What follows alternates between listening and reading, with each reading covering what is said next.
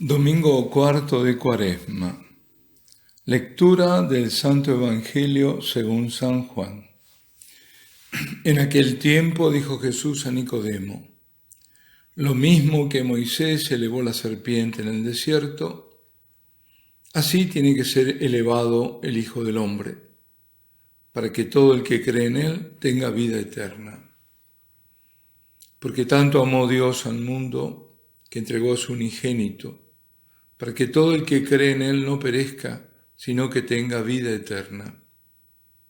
Porque Dios no envió a su Hijo al mundo para juzgar al mundo, sino para que el mundo se salve por él. El que cree en él no será juzgado. El que no cree ya está juzgado, porque no ha creído en el nombre del unigénito de Dios. Este es el juicio, que la luz vino al mundo y los hombres prefirieron la tiniebla a la luz, porque sus obras eran malas. Pues todo el que obra el mal detesta la luz y no se acerca a la luz, para no verse acusado por sus obras. En cambio, el que obra la verdad se acerca a la luz, para que se vea que sus obras están hechas según Dios. Palabra del Señor. Lo mismo que Moisés elevó la serpiente en el desierto, así tiene que ser elevado el Hijo del Hombre, para que todo el que cree en él tenga vida eterna. Bueno, el Señor utiliza la analogía que bien podía entender Nicodemo, la analogía de la serpiente de bronce que Moisés, por mandato divino, había realizado y la había alzada para que los hebreos, fijando la mirada sobre la figura en metal, fuesen curados del veneno mortal inoculado por las mordeduras de las serpientes verdaderas. Del mismo modo, dice Jesús, también Él será elevado, anunciando veladamente su pasión en la cruz, y aquellos que lo contemplen, que fijen la mirada de la fe en Él, crucificado, sean sanados del mayor mal que es la muerte. Jesucristo en la cruz asume el pecado del mundo. Por eso dice San Pablo en la segunda carta a los Corintios, que él que no conoció el pecado, el Padre lo hizo pecado, para que pudiésemos llegar a ser justificados. Esa justamente es la prefiguración de Jesús en la cruz. La serpiente, él hecho pecado. No es pecado, no es el pecado, pero asumiendo el pecado de todos. La mirada de fe, el acudir con fe a Jesucristo, reconociéndolo como Salvador y como único Salvador y como Hijo de Dios y como único Hijo de Dios, cura al hombre de la mordedura mortal del pecado, de la mordedura de la serpiente antigua de Satanás, de la mordedura de la muerte física, procurándole la vida eterna. Aquellos que lo contemplan, adorándolo en el Santísimo Sacramento, sobre todo ellos, serán preservados del veneno del anticristo que vendrá y que ya se insinúa. Porque tanto amó Dios al mundo que entregó a su unigénito, para que todo el que cree en él no perezca, sino que tenga vida eterna. En este Evangelio de San Juan, en general, la vida eterna viene de la Eucaristía. Por ejemplo, si recordamos el capítulo 6, que es el del discurso eucarístico, ahí dice el Señor: el que come mi carne y bebe mi sangre tiene la vida eterna, y yo lo resucitaré en el último día. Y también en la oración sacerdotal, que es la del capítulo 17, que dirige Jesús al Padre, le dice: esta es la vida eterna, que te conozcan a ti, único Dios verdadero, y a tu enviado Jesucristo. Conocer a Dios equivale a amar a Dios, a tener fe en Él. El conocimiento en la Biblia no es solo como lo entendemos normalmente, ¿no? Un acto de la inteligencia, no. Aquí en la Biblia abarca todo el ser, abarca la voluntad, la afectividad, sí, el intelecto, por supuesto. Estamos llamados a amar a Dios, estamos llamados a conocer a Dios, a adorar a Dios, a experimentar su amor.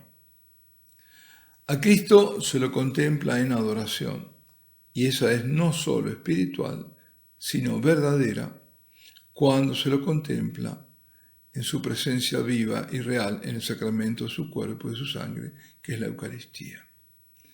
Adorar a Dios no es una opción que se nos ofrece, sino un deber que se nos exige, porque hace el cumplimiento del primer mandamiento.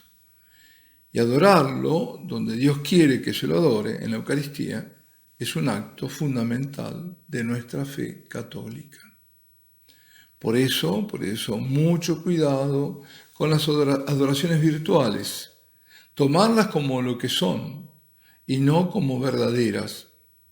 Y mucho cuidado, es decir, en verdad no está ahí. Sobre todo, mucho cuidado a negarle adoración a la Eucaristía, incluso a negársela con los gestos. Tomar en la mano al cuerpo de Cristo, a Dios, es lo contrario de un gesto de adoración. Démonos cuenta que constituye una profanación, tomar lo más sagrado en modo profano, donde con el gesto vulgar de agarrar con la mano, negamos al más sagrado de los misterios. Pero también constituye un sacrilegio, porque la mano consagrada es la única que puede tocar la sagrada forma. Y si vuelvo sobre este tema una y otra vez, lamentablemente, es porque cada vez es peor el tratamiento dado a la Eucaristía.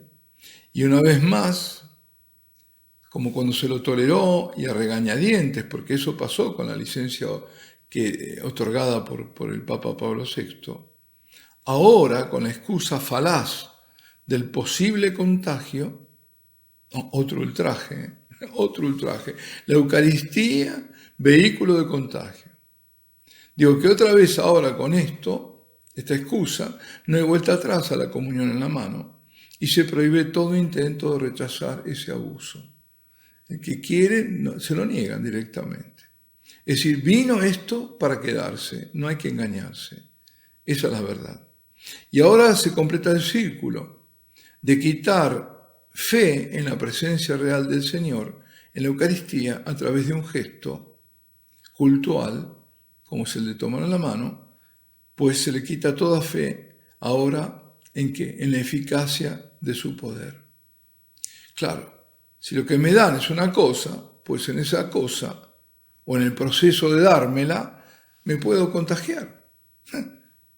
La fe en la Eucaristía, pues adiós.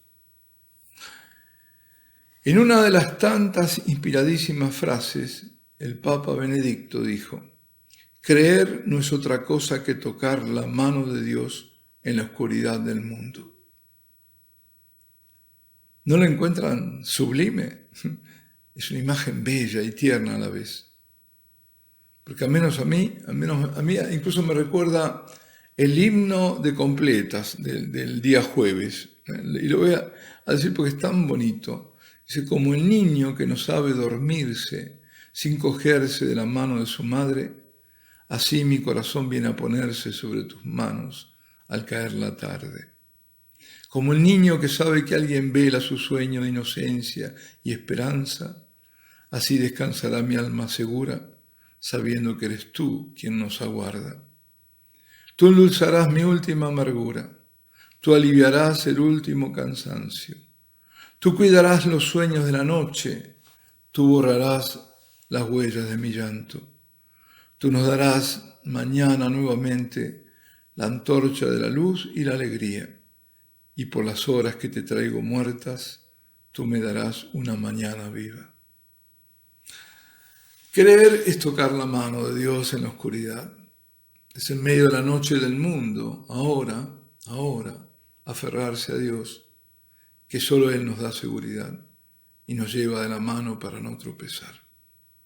Tantas incertidumbres, Tanta confusión provocada y merecida, provocada por los agentes del caos, servidores de la serpiente, merecida por habernos alejado de la mano de Dios, porque nos sentíamos seguros de nuestros logros, de nuestra ciencia.